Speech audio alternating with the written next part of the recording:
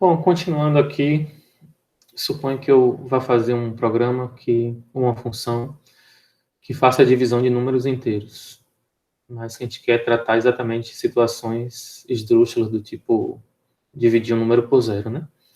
Uma coisa bem comum, na verdade, da gente ao fazer um problema, né, resolver um problema desse tipo, é a gente pensar em todas as situações possíveis, típicas, em que os dados podem estar corretos ou incorretos. Então, por exemplo, aqui a gente tem três situações, né, de diferentes valores de entrada x e y, né? Eu quero dividir x por y. Por exemplo, dividir 12 por 10, onde o meu resultado é um número, onde tem uma fração envolvida, né? Onde tem um número racional, real aqui.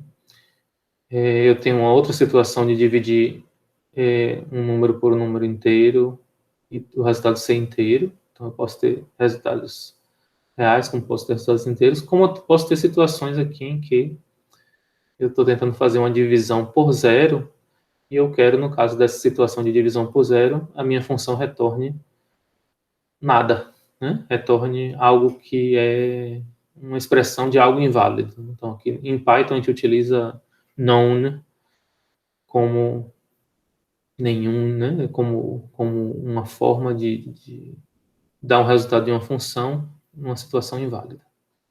Aí a gente faria, então, esse programa, né? Como seria esse programa? Na verdade, só tem essa situação aqui, exótica aqui do divisão por zero, e a gente vai tratar ela. Então, aqui a gente tem a nossa função divisão xy, que recebe dois parâmetros, né? Um x, que é o dividendo, e o y, que é o divisor.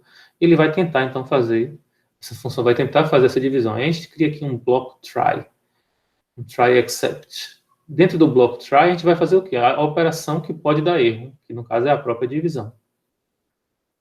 Aí seria tentar, né, retornar o valor da divisão de x por y.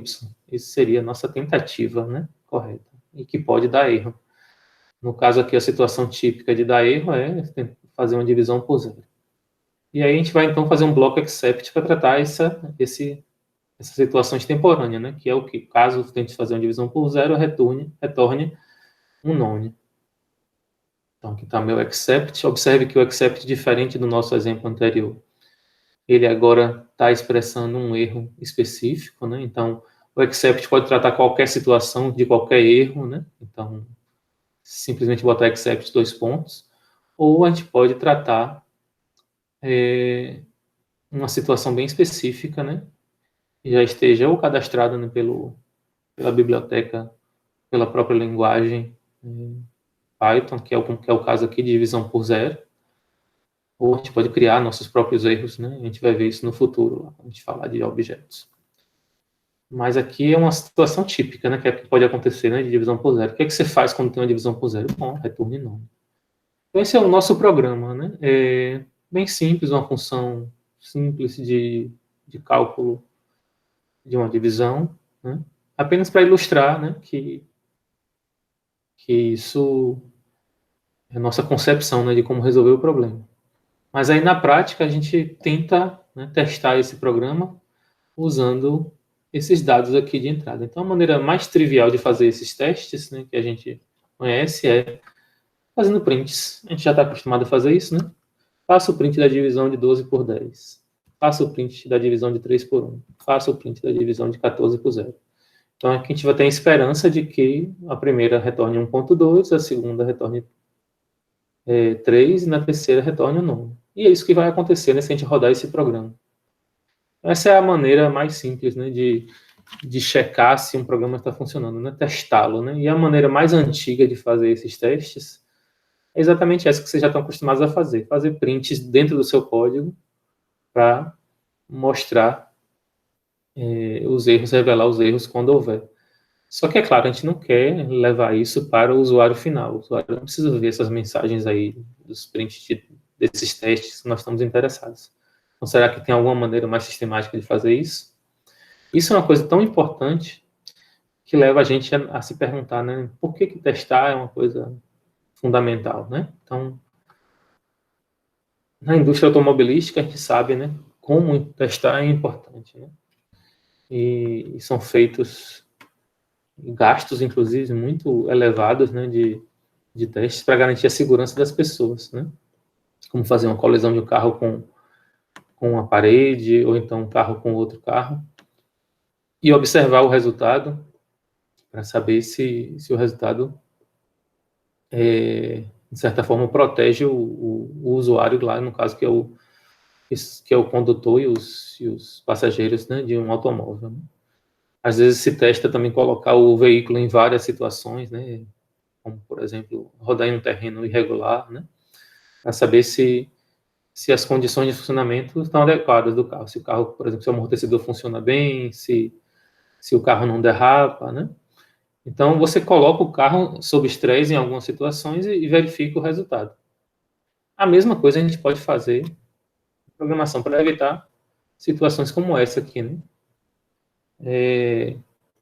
Inclusive, a gente lembra, né, da situação da própria apresentação de uma versão do Windows que Bill Gates fez na numa palestra, né, e que durante a apresentação dele gerou essa tela azul, né, do erro fatal, né, que simplesmente parou o sistema operacional. Então, e olha que os funcionários da Microsoft têm uma cultura de teste já bem grande, né, mas aumentaram ainda mais, né? Hoje em dia, na verdade, a gente tem uma equipe de testes, né, nessas empresas, né, e no caso da Microsoft, né, uma equipe só voltada para descobrir erros possíveis, né, no sistema operacional. E isso é tão sério, né, que demanda gastar dinheiro, muito dinheiro com o assunto, né?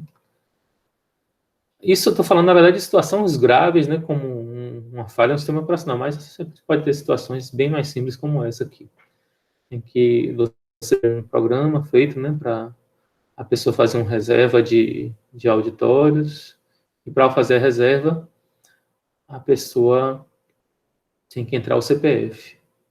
E aí a pessoa pode ter entrado o CPF com um número incorreto, e o nosso programador, desenvolvedor, resolveu brincar aqui um pouco, né, nos seus testes e deu essa mensagem de erro aqui.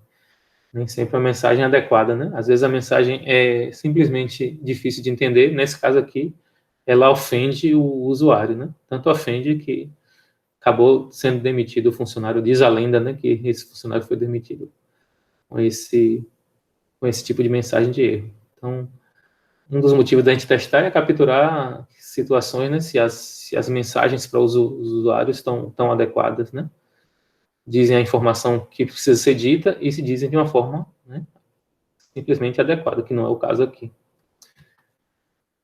A gente sabe, né, ao longo de décadas, né, de desenvolvimento de software, né, que a gente não conseguiu, da própria natureza do desenvolvimento de software, né, do software ser algo que a gente não toca, como um carro, né, e de ser complexo, né, ter uma complexidade muito grande, né, principalmente quando o software vai crescendo em tamanho, que a gente, na verdade, a gente não consegue desenvolver sistemas sem erros, né, ou bugs, né, como a gente costuma dizer, né, uma falta, né, dentro do seu código, né, a gente chama de bug.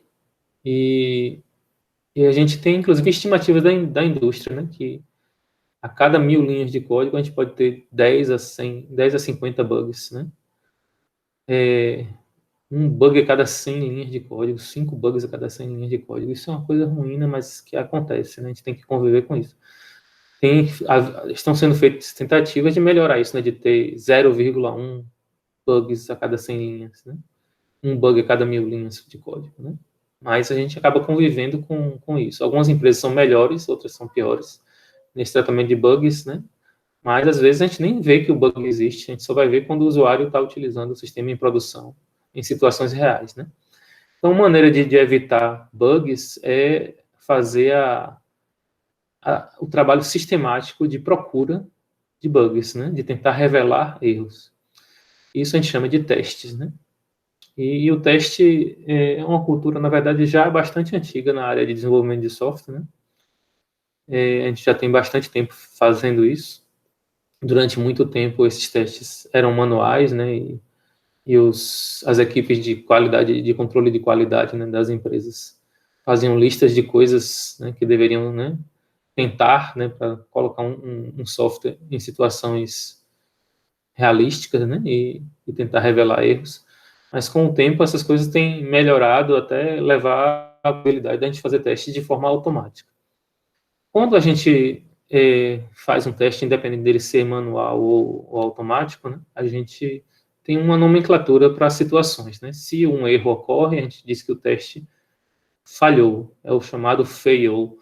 O teste mostrou que o código não passou, houve um erro ali. Por outro lado, o teste pode passar, né? Os erros não são encontrados para situações particulares que são testadas, né? Então, suponho que eu tenha 10 situações particulares. Se todas as 10 situações passam, a gente diz que o programa passou nos testes, né?